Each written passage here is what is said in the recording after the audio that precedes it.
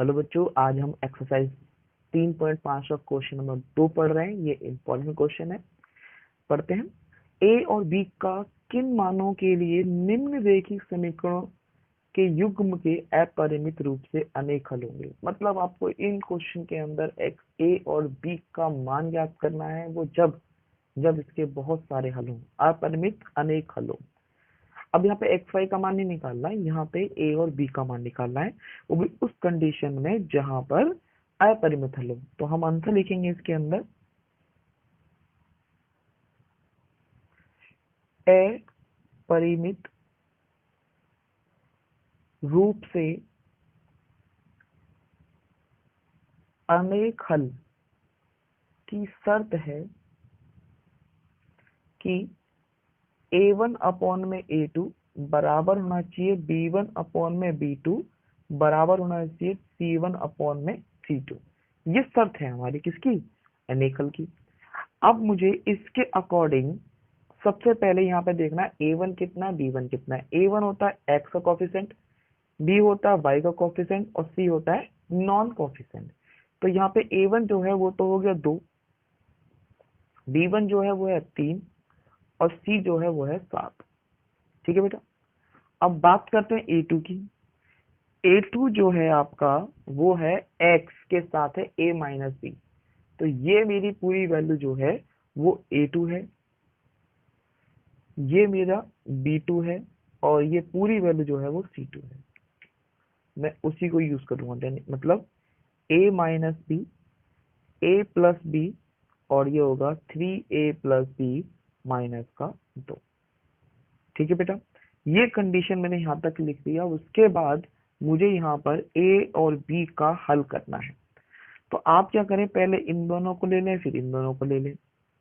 मतलब पहले इन, आपको तो 3 बराबर तो कर नहीं सकते ना, आप 2 बराबर ले सकते हो। तो पहले इन दोनों को बराबर लेकर काम करिए, एक इक्वेशन निकल के आएगी। फिर इन दोनों को बराबर लेकर काम करिए, फिर आपको एक इक्वेशन निकल के आएगी। या फिर इन दोनों को, मतलब मुझे कोई 2 इक्वेशन चाहिए। तो मैं पैटर्न करता हूँ, पहले इन दोनों को ले लेता हूँ। तो मेरे पास आएगा प्रथम समीकरण के लिए, प्रथम समीकरण के लिए 2a माइनस बी बराबर है 3a प्लस बी की। इसकी क्रॉस मल्टीप्लाई कर दो तो ये आएगा 2a प्लस बी बराबर 3a माइनस बी। गुणा करते हैं 2a प्लस 2b बराबर 3a माइनस 3b।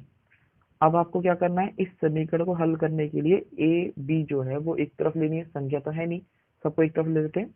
तो 2a माइनस 3a और ये बचेगा आपके पास प्लस 2b प्लस 3b बराबर 0। यहाँ पे कोई चीज नहीं बची है क्योंकि सारा संख्या कुछ भी नहीं है, तो 0 आ गया। 2 में से 3 गए तो बचेगा माइनस का a और ये हो जाएगा बेटा 5b बराबर 0। मैं इसको समीकरण 1 मान सकता हूँ, पर मुझे a जो है माइनस में नहीं चाहिए। तो क्या करूँगा, मैं सबका निशान चेंज कर दूंगा। वैल्यू बनेगी a माइनस की प्लस की बन जाएगी, ये प्लस का है तो माइनस का बन जाएगा, और 0 प्लस माइनस होता नहीं है इसलिए 0। दैट इज माई समीकरण नंबर ए। ठीक है। अब मैं इन दोनों को बराबर रखूंगा तो ये हो जाएगा 3/में a प्लस बी बराबर 7/में 3a प्लस बी माइनस का 2। अब मुझे इन दोनों की क्रॉस मल्टीप्लाई करने, तो ये होगा 3a प्लस बी माइनस 2 बराबर 7a प्लस बी।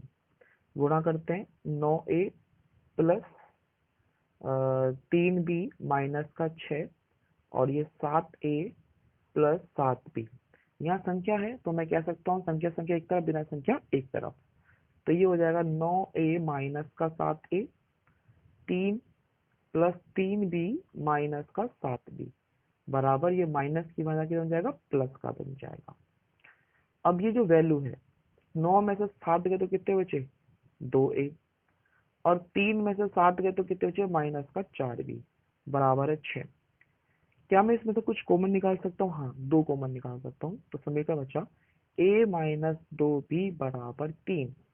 समीकरण नंबर 2। देखो बेटा, मैंने तीनों में से इसमें से 2 कॉमन निकाल दिए।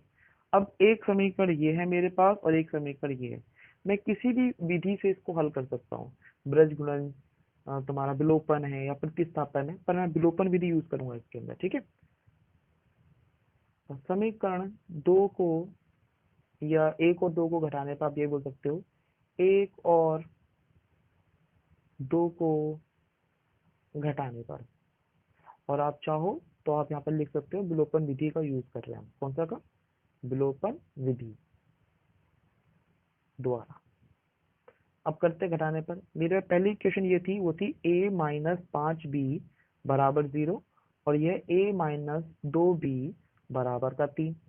माइनस प्लस माइनस निशान चेंज कर दिया, ये तो कट गया। 5 में से 2 गए तो कितने बचे? 3b, वो भी किसका? माइनस का, और ये -3 है ही। माइनस से माइनस कट गया, 3 से 3 कट गया, b बराबर आ गया 1। तो b का मान तो निकल के आ गया, अब मुझे a का चाहिए। तो b का मान किसी भी समीकरण में डाल देते हैं। इसमें डाल दो, इसमें डाल दो, ये तुम्हारी चॉइस है। मैं इसमें डालता हूँ a में। तो b बराबर 1 समीकरण 1 में रखने पर 1 है आपका ये वाला, यानी कि a माइनस 5b बराबर 0। मेरे पास जगह नहीं बटे नीचे नहीं लिख पाया, इसलिए साइड में लिख दिया मैंने, ठीक है। अब a माइनस 5 b की जगह 1 बराबर 0, तो a कितना हो जाएगा? -5 बराबर 0। 5 एकम 5, ये वहां जाकर प्लस का बन जाएगा, तो a बराबर हो जाएगा प्लस का 5, ठीक है। तो हम कहेंगे यहाँ पर a बराबर तो बेटा 5 था और b बराबर आपका 1 था। अब हम इस दूसरे क्वेश्चन का दूसरा पार्ट कर रहे हैं। के किस मान के लिए निम्न रैखिक समीकरण के युग्म का कोई हल नहीं होगा? वहां पे ए बी का मान निकालना था, यहाँ पे के का मान निकालना है, और यहाँ लिखा है कोई हल नहीं है। कंडीशन समझ में आ गई? कोई हल नहीं है। अब यहाँ पे हम बात करेंगे कोई हल नहीं है। हल करने के लिए शुरू करेंगे।